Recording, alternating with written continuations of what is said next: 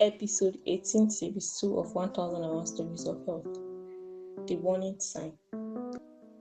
It was a calm Sunday evening. Madu and his wife Agnes gathered with their children around the table, continuing a cherished family tradition, sharing laughter, conversation, and the quiet comfort of being together. In the middle of their conversation, the landline phone rang. Mr. Madu stood up to answer it. The call lasted several minutes. When he returned to the table, he stood in silence, a shift in his expression immediately noticeable. Agnes sensed something was wrong immediately and rose from her seat. Madu, is everything alright? Madu shook his head, his voice strained. It's Titus, my friend. He was admitted to the hospital last night. He collapsed. Oh no, he collapsed. What happened to him? Agnes said quietly. I'm not sure, Madu replied. He didn't explain much, and I didn't press him, but he advised me to start going for regular medical checkups, especially because of these frequent headaches I've been having. Agnes sighed, a mix of concern and frustration. That's exactly what I've been telling you. Last month, I went for a checkup myself after you refused, saying you felt fine. I do feel fine, except for the headaches, Madu exhaled slowly. I've always believed I'm okay. That's how I was raised. In my father's house, you only went to the hospital if you couldn't walk. I feel strong, Agnes. It's just a headache. A headache is a siren, Madu, Agnes said firmly. Stop trying to silence it. My colleague, Bossy, ignored her symptoms and kept taking over-the-counter drugs. When she finally went to the hospital, they discovered an underlying condition she didn't even know she had. Those headaches aren't normal. Madu sighed. I'll think about it. I'm not used to hospitals, but I'll try.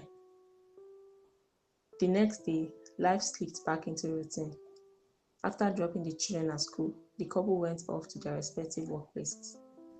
By midday, Agnes' text phone buzzed with an unfamiliar number. Madam, are you Mrs. Madu? The caller asked. After Agnes confirmed, the caller quickly added, Your husband collapsed at our pharmacy, but he has been revived. We didn't have his phone with him. Agnes' heart sank as she raced to the address. When she arrived at the pharmacy, she pushed through the doors, breathless. The pharmacist met her with a look of tempered relief. Madu sat quietly, weak but conscious, and managed a faint smile when he saw his wife. Your husband was incredibly lucky, the pharmacist said as Agnes rushed to her husband's side. A doctor who happened to be here, buying medication, stepped in to revive him. He checked his vitals, his blood pressure and blood sugar were dangerously high. He is stable now, but the doctor has left. His final instruction was that he be taken to the emergency room immediately.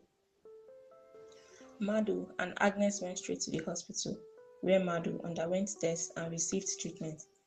By nightfall, he had been discharged. Before the couple left the hospital, the nurse leaned in, her expression softening with professional concern. It is always better to confront your health head-on than to be blindsided by it, she said firmly. Most conditions do not appear suddenly. They develop quietly beneath the surface. Do not dismiss those headaches or ignore the small ways your body tries to speak to you. Stay consistent with your checkups and, above all, treat your medications as a priority, not an option. Madu nodded, the weight of the day finally sinking in. Thank you. From now on, my wife and I will make regular checkups a priority. Can children be checked too?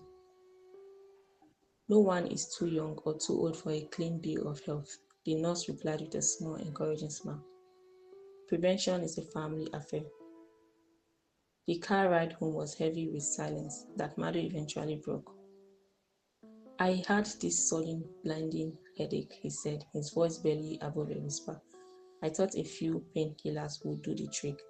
I should have gone to the hospital, but I ducked into the pharmacy instead. After that, it's all a blank. Agnes let out a long, shaky sigh, her grip tightening on the steering wheel. I've been telling you for months, Madu. Even Titus tried to warn you. You just kept brushing it off like it was nothing. Madu lowered his head. I know I was wrong. I'm just grateful I'm still here. From now on, I won't ignore my health. We'll go for regular checkups, monthly if that's what it takes. Agnes felt the knot in her chest finally loosen, and she offered a small, weary smile. Madu watched the glowing streetlights, a growing awareness settling within him. Good health wasn't a luxury or a lucky break.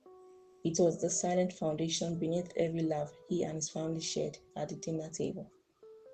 Keep enjoying the episodes of 1001 Stories of Health at 1001 Stories of Health. This is what